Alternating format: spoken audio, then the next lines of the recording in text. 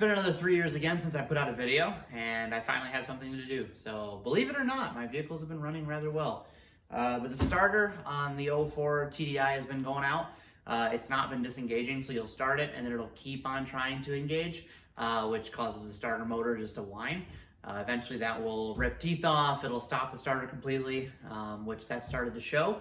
Not the teeth, but as far as the actual starter going out completely to where it doesn't do anything at all. So we're gonna go ahead and pull the starter. It's always good to pull the starter before you go get the new one. So to get the starter out, we are gonna need to remove the battery and battery tray and all that goes with it. So a lot of wires. This is gonna be so fun.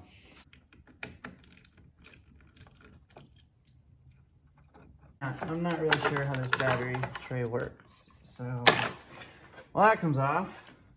We got a handle, so that made it 10 times easier. All right, that is a big battery. Okay.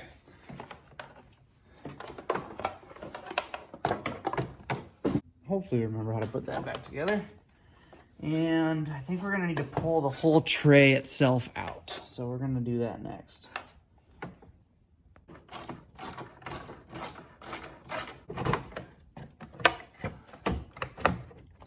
So much unnecessary plastic in this engine bay.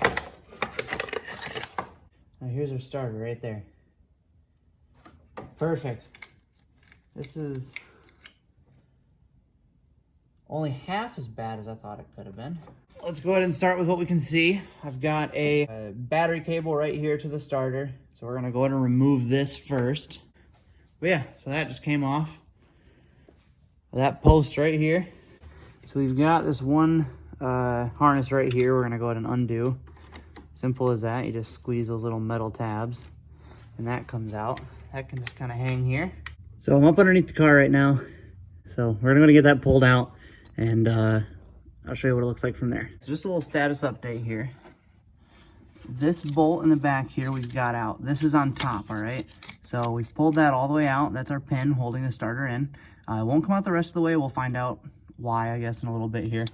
But underneath we have that same exact bolt, and it did have this thing on top of it. So that was that bolt I just took off. Now we're just gonna pull that bolt off, and hopefully we should have a starter coming out free.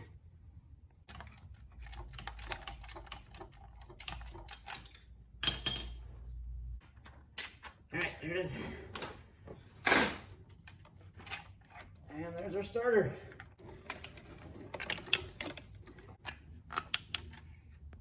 The story behind this is it's a cheap, just like Chinese manufactured starter the previous owner told me about. He said he had no idea how long it was going to last, but the car needed one and he wasn't willing to go out and buy like a Duralast or any kind of OEM starter. So he ended up with this. These are just like the eBay, Amazon starters. Anyways, we're going to go to AutoZone to get a new one. We're going to bring this with us, and the reason we're bringing it with us is so that we can compare it right on the table there before we purchase the new one to make sure it is the same. And on top of that, we'll save ourselves like 40 bucks. They'll always get you with a core charge anytime you're buying parts like starters or batteries. So if you bring the old one, you can give it to them. You'll save yourself 20 to 40 bucks depending on what it is. So, but yeah, this was not bad. I did have to go from the top and from the bottom to get it out. One of the bolts was only accessible from the bottom. Otherwise, it was not that bad at all. So probably one of the easier starters I've ever pulled. So let's go ahead and go get that new one. It is like 13 degrees out here. I ran the heater for 0.7 seconds and it is, I'm sweating. So I got the new starter. I went and picked that up just a little bit ago. It's pretty late. Iris is in bed. Only worked on this during her nap time, and now that she's in bed, we're gonna finish it. So literally just gonna reverse engineer what we already did. The way that we pulled it out, we're gonna put it right back in. So we're gonna go ahead and use some anise. Gonna toss some gloves on. We do not need a whole lot of this, okay? Anise is meant to be used very sparingly.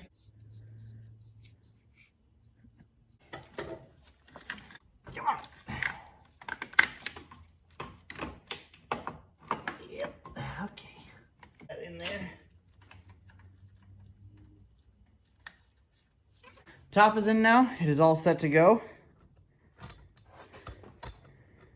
As you can see, she's seated in there nicely. So we just have to lift the vehicle up and do what we did earlier.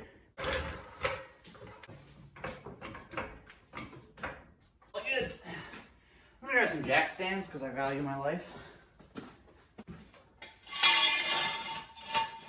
This bolt just goes right up here.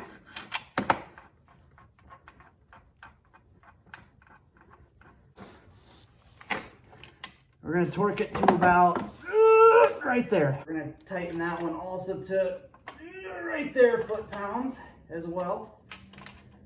And just like that, starter is in there. This little guy goes right around here. I'm not really 100% sure why. I guess it just kind of holds that in place. So we're gonna go ahead and tighten that back down there. This connection here,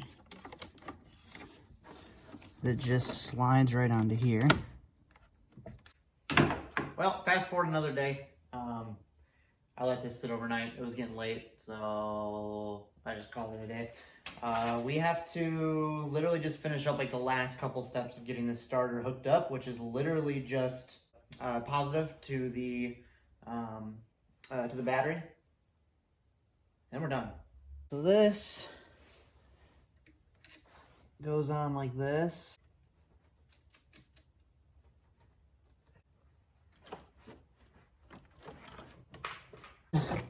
Now I just have to move these 3 million wires, put the battery tray back in. Yep, that's where we're at. So I'm gonna make another video. I've been doing a couple other things on the car here that I haven't been showing. And I'm gonna make another video, so I'm gonna have kind of two posts close together. All right, well there's our battery tray. Which way did the battery go? I'm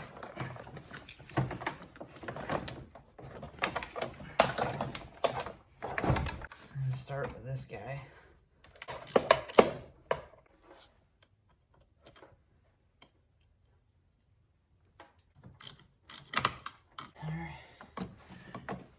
And our negative. Oh, yep, we got sparkage. Stop it. Open up the garage so we don't die from diesel fumes.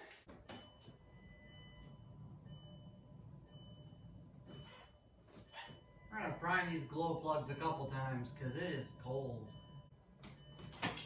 We got nothing. So that's always a good sign. Not really. So after deep diving this a little bit more, I did notice that the wire connector to the starter, that actual metal prong on the starter is completely bent out of place. So the wiring harness is literally just pushing it further out of place even more, resulting in no connection happening at all through that harness. So I'm gonna try and bend it back in place. Now I would not recommend doing this if you don't have the warranty. I have a lifetime warranty on this starter. If you don't have that, I wouldn't recommend this. I would hope that they would respect, the shop themselves would respect the fact that you got a faulty part and they would just replace it with a different one. But if you actually intentionally break it, so if I'm actually trying to bend this and I broke it, I can just go back and get a new one, and it won't cost me anything. But what I'm gonna do is try to not have to remove the starter. I'm gonna try and remove this, or move the prong back in place just with a small screwdriver and see if we can get a good connection. So let's give this a shot. All right, I'll try and show you what this is here. So here's our connector. I don't know if it'll focus, but there's what we need to be straight, that little metal piece in there. And as you can see, it is totally bent. I'm trying to bend it back in place, but it's not exactly wanting to go. But I'm gonna keep working at it for a little bit before I give up and pull the starter. So, well, that was way nicer than I thought it was gonna be, but I got it on there and it snapped right on perfectly. So I'm pretty sure the connection is being made. So I'm gonna go ahead and throw the battery back in. We're gonna try and start it and see what happens. Here we go.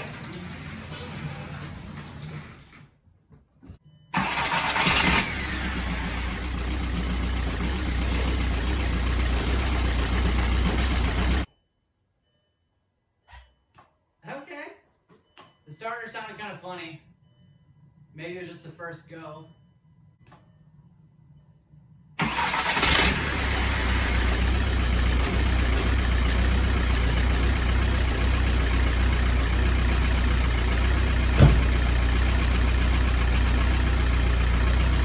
Well, we're done. done. We got a starter. So other than the wiring harness, it really wasn't that big of a chore. I would honestly say I could do it again in about 45 minutes, the whole thing, from, start to finish, maybe even less. Now, there is a couple other things I started while working on this that I'm not going to put in a video until the next time. So this will be one video. I'm doing a couple more updates to this car. We're about to take it on a 5-hour haul to Indiana, and that's just one way. So I want to make sure this thing is running in tip-top shape. And it does run a little rough, and I think that's due to carbon buildup, to oil in the intercooler, possibly air filtration just isn't the greatest. So I'm going to kind of dive deep into all that stuff in another video, but we're just going to keep this one short and simple. So if you have any questions, leave it down in the comments. I've been playing with this vehicle for a while now and learning a lot about it. So if you also have a Volkswagen TDI, specifically a 1.9, we at Donuts would love to help out. So otherwise, I'll catch you guys in the next video.